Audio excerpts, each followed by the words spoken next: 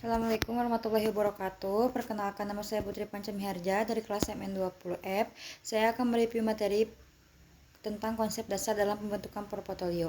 Konsep dasar dalam pembentukan portofolio optimal, ada 3 konsep dasar yang perlu diketahui untuk memahami pembentukan portofolio optimal, yaitu yang pertama, portofolio efisien dan portofolio optimal. Yang kedua yaitu fungsi utilitas dan kurva indifferent. Yang ketiga yaitu aset berisiko dan aset bebas risiko. Portofolio efisien diartikan sebagai portofolio dengan return tertinggi pada risiko tertentu atau portofolio dengan risiko rendah pada return tertentu. Investor perlu mempertimbangkan dan menentukan sekuritas apa saja yang membentuk portofolio dan dapat mencapai efisiensi maksimal. Indikator portofolio efisien adalah 1. Mampu memberikan expected return terbesar dengan risiko yang sama. Yang kedua yaitu mampu memberi risiko terkecil dengan expected return yang sama. Penentuan portofolio efisien dilakukan dengan cara memilih tingkat expected return tertentu dan meminimumkan risikonya, atau menentukan tingkat risiko tertentu dan kemudian memaksimumkan expected return-nya.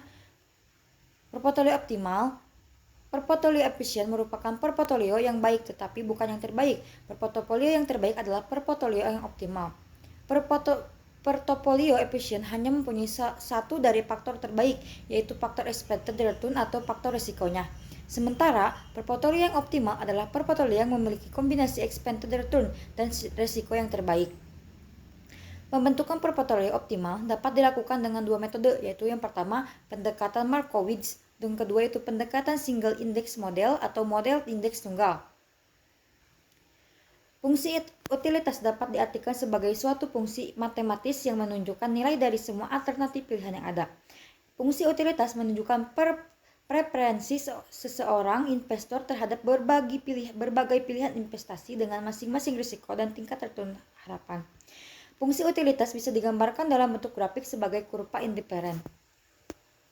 Analisis portofolio dengan pendekatan Markowitz. Model ini dikembangkan oleh Markowitz tahun 1952.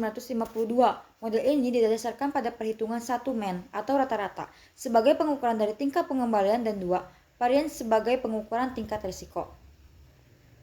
Teori portofolio dengan model Markowitz didasari oleh 3 asumsi, yaitu periode investasi tunggal, misalnya 1 tahun, tidak ada biaya transaksi, preferensi investor hanya berdasarkan pada return yang diharapkan dan risiko.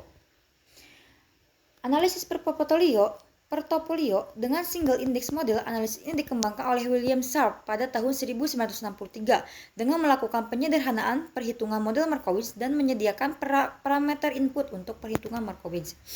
Tahapan pengukuran portofolio saham yang optimal dengan menggunakan single index model adalah: A. Hitung total realized return masing-masing saham, hitung expected return masing-masing saham, hitung market return dan expected market return, hitung alpha dan beta masing-masing saham. Dan selanjutnya hitung total risiko masing-masing saham, tentukan nilai return aktif bebas risiko, tentukan excess return to beta, hitung nilai A, I, dan BI serta cut-off point, tentukan proporsi dana masing-masing saham terpilih, hitung alpha dan beta portofolio, tentukan expected return dan risiko portofolio.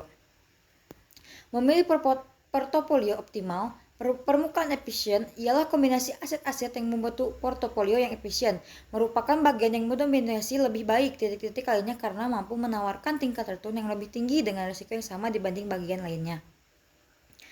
Pemilihan portofolio optimal didasarkan pada preferensi investor terhadap return yang diharapkan dan risiko yang ditunjukkan oleh kurva indifferent. Memilih aset yang optimal. Investor membuat keputusan yang disebut sebagai keputusan alokasi aset. Keputusan ini menyangkut pemilihan kelas-kelas aset yang akan dijadikan sebagai pilihan investasi dan juga beberapa bagian dari keseluruhan dana yang dimiliki investor yang akan diinvestasikan pada kelas aset tersebut. Bagian dari dana yang diinvestasikan pada setiap kelas aset disebut sebagai porsi dana atau bobot dana. Masing-masing bobot dana tersebut akan berkisar antara 0% sampai 100%. Hanya itu yang bisa saya sampaikan. Mohon maaf bila ada salah kata. Wassalamualaikum warahmatullahi wabarakatuh.